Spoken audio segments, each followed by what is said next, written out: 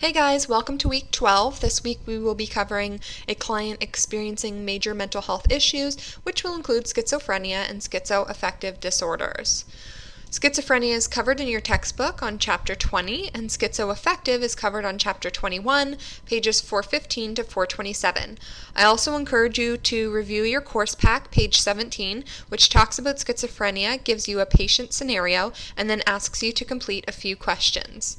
There is also an online quiz posted on Blackboard. It's true and false. It's based on schizophrenia and the readings from this week along with this PowerPoint presentation, and we will take it up next week, and it is testable for your final exam.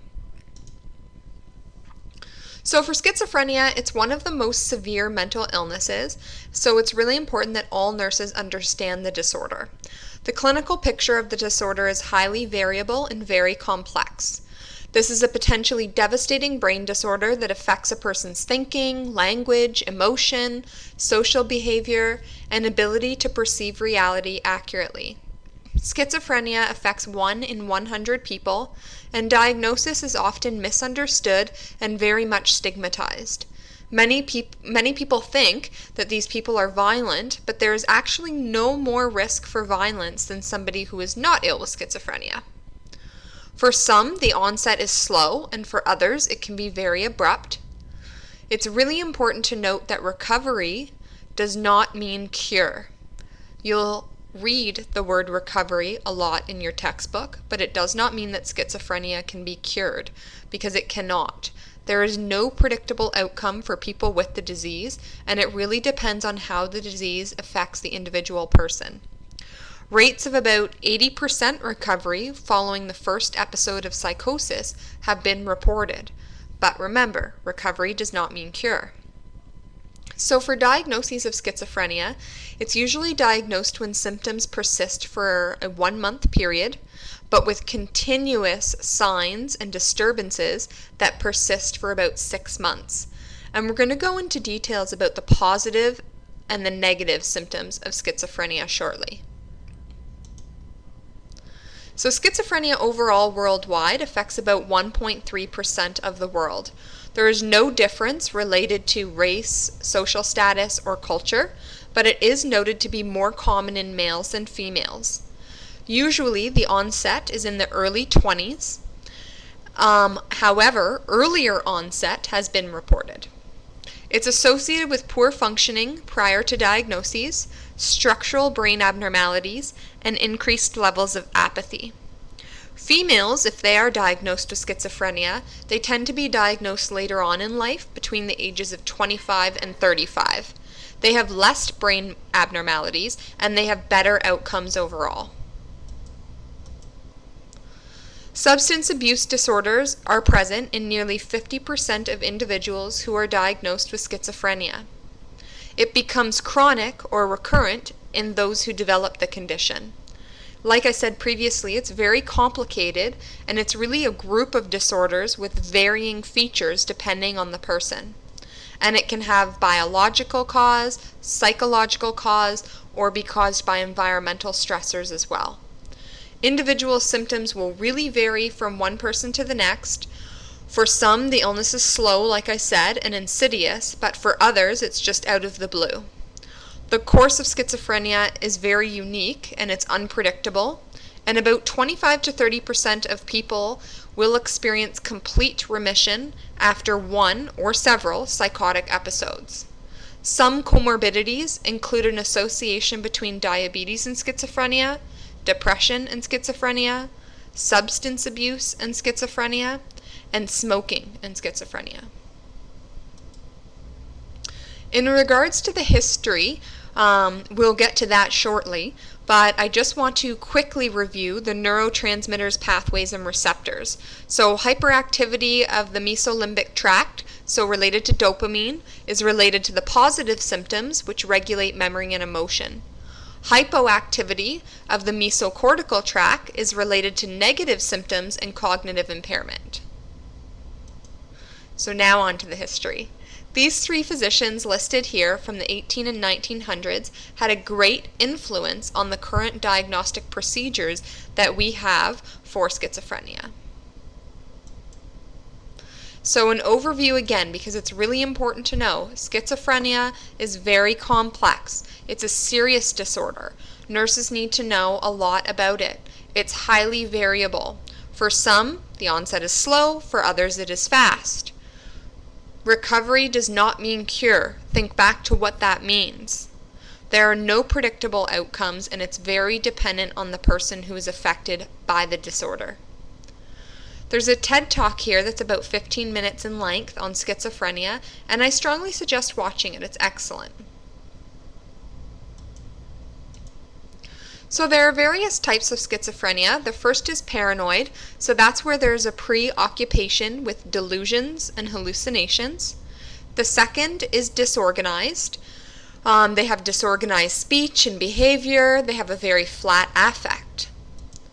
Catatonic has to include 2 or more of the following: motor immobility, stupor, excessive activity, extreme negativity, posturing, prominent mannerisms, grimacing, or involuntary repetition of actions.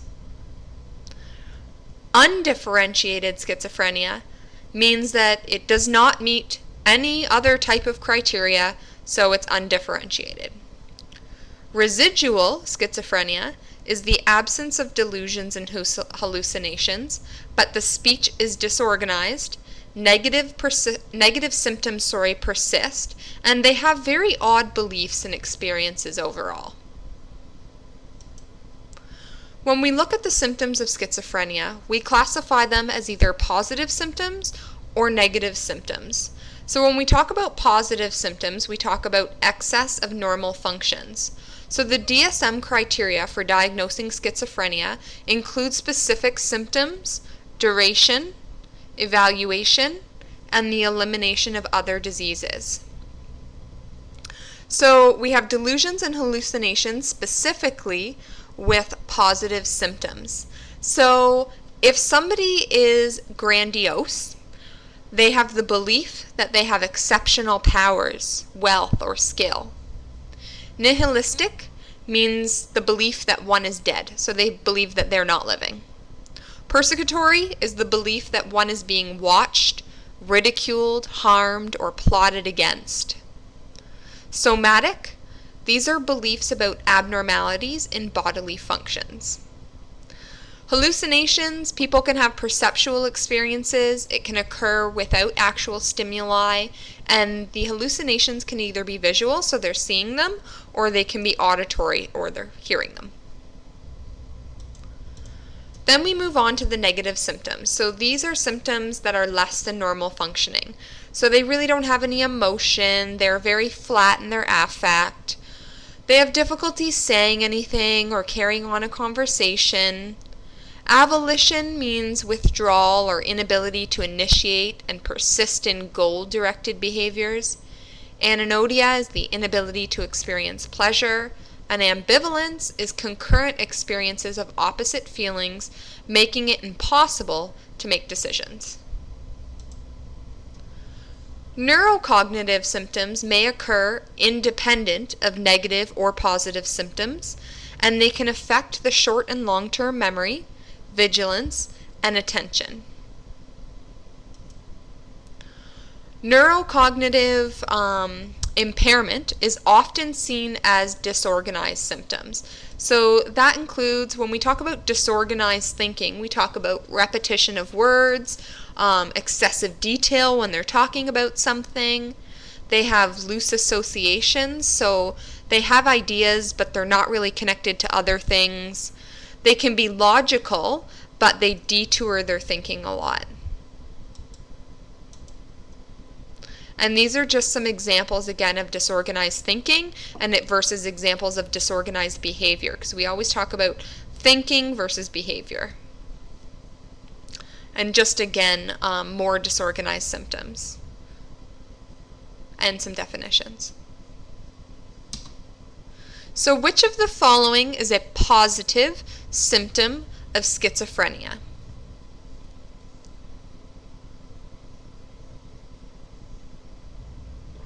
The answer is C. That is a positive symptom. Schizophrenia can also affect children, although it's much more rare. Infant and childhood risk factors of developing schizophrenia include babies who are born with a low birth weight, short gestation, early developmental difficulties, and any type of central nervous system infection. Usually, if it appears in children, it will appear around age 5 to 6, and the symptoms will be pretty much the same as adults. When we look at schizophrenia in the elderly population, for those who have had schizophrenia most of their life, this might be a time when they experience a lot of improvement in their symptoms. Admissions to general hospital with schizophrenia most likely is to be for an associated condition and not the schizophrenia.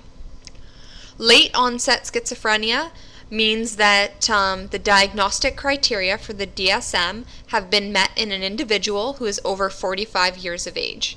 And these types of individuals will most likely experience positive symptoms of schizophrenia. So it's really important for testing purposes to be able to differentiate between positive and negative symptoms. Interdisciplinary treatment is the most effective treatment approach for individuals with schizophrenia. And it involves a variety of disciplines, which include nursing, psychiatry, psychology, social work, occupational and recreational therapy, pastoral care, and peer support workers. Medication management is also important from a nursing aspect and a physician's aspect. Inpatient teams are often the starting point, but the spectrum of interventions must include both inpatient and outpatient teams, as well as community-based programs, which will include recovery. Priority care issues for a patient suffering from schizophrenia, the main priority care issue would be suicide. So 20 to 50% of individuals who are diagnosed with schizophrenia will attempt suicide, and 10% will actually succeed. Safety, therefore, of the patient and others is always important, and we always must make sure that we do a suicide assessment with the patient. There may also be times where we need to do a homicidal assessment, but suicide would be the most important. That would be the priority. And then when diagnosis is made, initiating antipsychotic medications would be important. In regards to families, few families have experience with mental illness. So for some, though, there is a long family history of mental illness, but others not. So it's important to assess the family's needs. The first episode of psychosis comes with a lot of mixed emotions from family members, and so nursing support is really key. Nursing intervention specifically, when we talk about the biological domain, we talk about promotion of self-care activities, activity, exercise, and nutrition, and thermoregulation. So under these three topics, there are a couple of nursing interventions from a biological domain that we can do for our patients. Pharmacologically, when they're on medications, we need to make sure that we're monitoring them for side effects of the antipsychotic medications. We've reviewed some of these terms before, but in regards to the schizophrenic medications, Parkinsonisms and dystonia would be the main side effects that we're looking for. There are others, though, and that might include akathisia or tardive dyskinesia. Other side effects from medication include the regular, which is weight gain, orthostatic hypotension, sedation, and although rare, can occur, new onset diabetes, and cardiac arrhythmias. It's really important to teach about the medication the patient is taking because consistency in taking antipsychotic medications is essential for success. Also, the patient must know how to deal with the symptoms associated with the medication and interpersonal skills that help the family and patient report medication side effects. Medical emergencies that are associated with some of the antipsychotic medications that we use for schizophrenia include neuroleptic malignant syndrome. It's talked about on page 393 of your textbook. It usually occurs from taking antipsychotic meds and will occur in only about 1% of the population. the patient will start to experience severe muscle rigidity and a high temperature. 48 to 82 hours is when it will develop over, and usually it's pretty much rapid development of the signs and symptoms. So it's really important nursing-wise to recognize the symptoms and then to intervene. So stop administering the medication that's causing it, monitor vital signs, reduce body temperature, and safety, so protecting those muscle groups. Another potential emergency is an anticholinergic crisis, which is talked about on page 395 of your text. It's related to the potential abuse of medication. It causes confusion and hallucinations. Some physical signs include dilated pupils, blurred vision, facial mucous membranes, difficulty swallowing, fever, tachycardia, hypertension and decreased bowel sounds, urinary retention, nausea, vomiting, seizures, and coma. The treatment for an anticholinergic crisis is very self-limiting, which means it will subside within about 3 days or so. Again, the main thing we need to consider is discontinuing the medication that is causing the problem to begin with and giving an inhibitor of cholinesterase IV.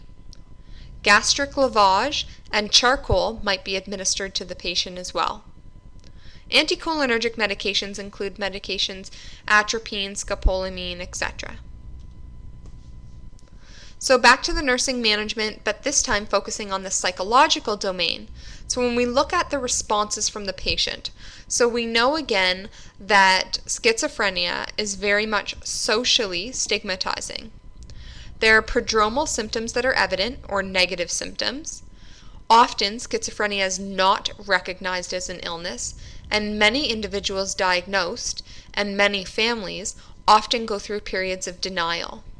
There are several rating scales available, and they are located on page 396 of your textbook, and include scales for assessment of negative symptoms, positive symptoms, abnormal involuntary movement scales, brief psychiatric rating scales, and several others. Nursing management includes the utilization of those rating scales like I just discussed from page 396 of your text, and overall looking at their mental status, so their appearance, their mood, affect, their speech and thought processes, hallucinations, disorganized communication, cognitive impairments, memory and orientation, and insight and judgment. Behavioral responses, that's an important one as well, because during periods of psychosis, unusual or bizarre behaviors often occur. These behaviors can usually be understood within the context of the patient's disturbed thinking, but the nurse needs to understand the significance of the behavior to the individual. In regards to self-concept, in schizophrenia, self-concept is usually poor. People are often aware that they're hearing voices that other people do not hear. They recognize that they're different from other people, and they're afraid that they're going crazy. In regards to stress and coping patterns, stressful events are often linked to psychiatric symptoms, so it's important to determine stresses from the patient's perspective, because a stressful event for one person might not be a stressful event for another. It is also important to determine typical coping patterns, especially negative coping strategies such as the use of substances or aggressive behavior. Risk assessment, like previously said, is extremely important because of the high suicide and attempted suicide rates that are associated with patients with schizophrenia. The nurse really needs to assess the patient's risk for self-injury and self-harm.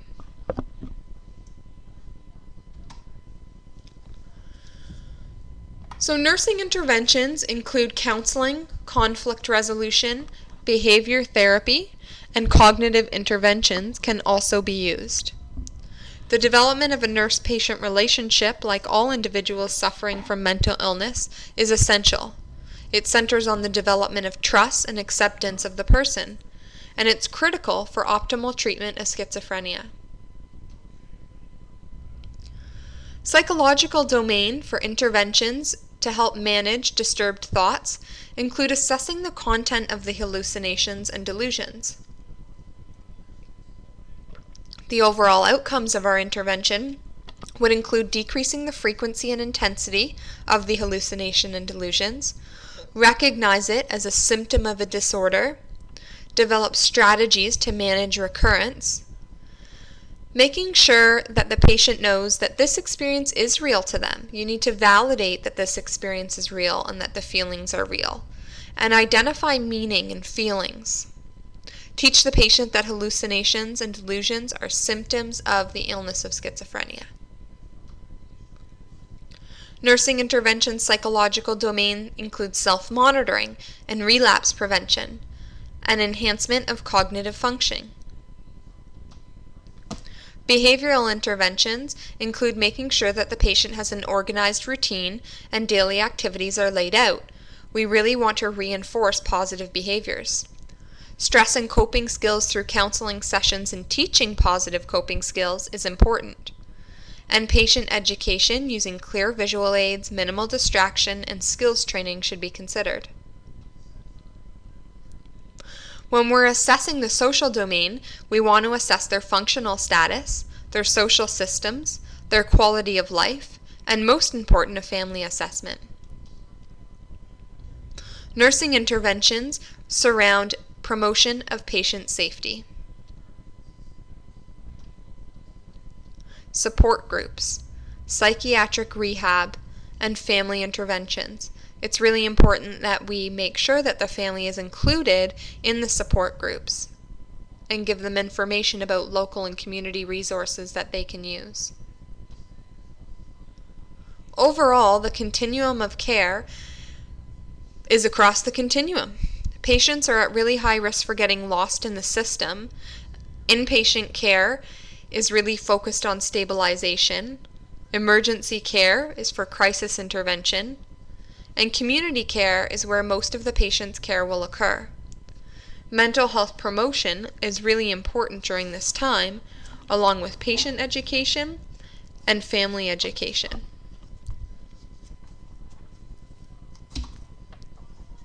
Tell whether the following statement is true or false. The development of coping skills is essential to living with schizophrenia. The answer is true. Moving on from schizophrenia, we will briefly talk about schizoaffective disorder. So a person with schizoaffective disorder exhibits symptoms of both schizophrenia and an affective or mood disorder. It was first recognized in 1933, and there's varying degrees of both schizophrenia and mood disorders. In 1987, it was first recognized in the DSM. It includes uninterrupted periods of illness during which there is a major depressive, manic, or mixed episode. So psychosis is associated with positive symptoms, hallucinations, delusions, disorganized speech, and behavior. Schizoaffective disorder has intense periods of symptoms and then remission periods. And remember, symptoms include symptoms of schizophrenia and symptoms of a specific mood disorder. People with schizoaffective disorder have difficulty in conceptualizing. They're at high risk for suicide.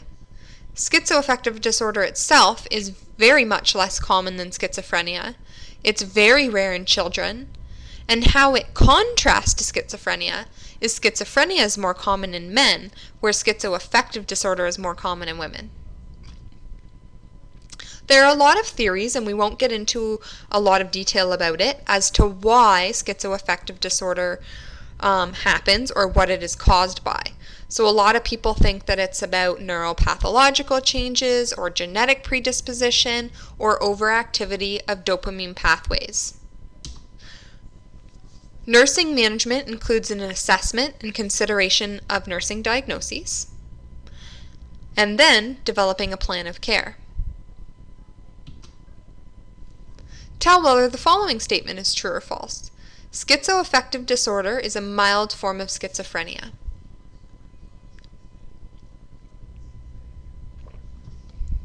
The answer is false. Schizoaffective disorder is a condition with the symptoms of schizophrenia accompanied with a mood disorder. So moving on to the interventions. Patient education is key because they have altered sleep patterns, they need a lot of help with nutrition and self-care activities. Pharmacologically, the patient usually goes on antipsychotic meds for psychosis and mood stabilizers or antidepressants for the mood disorder. Assessment psychologically is to make sure that the patient has insight into their illness. We want to evaluate stresses and anxiety, mental status, and reality, and then again develop nursing diagnoses. When we move on to interventions, it's important for the patient with schizoaffective disorder to develop coping skills and problem-solving skills. Overall, we want their symptoms to be decreased. They want to be able to recognize early regression and develop psychosocial skills. In regards to the social domain, again, we're assessing the social status and coming up with nursing diagnoses.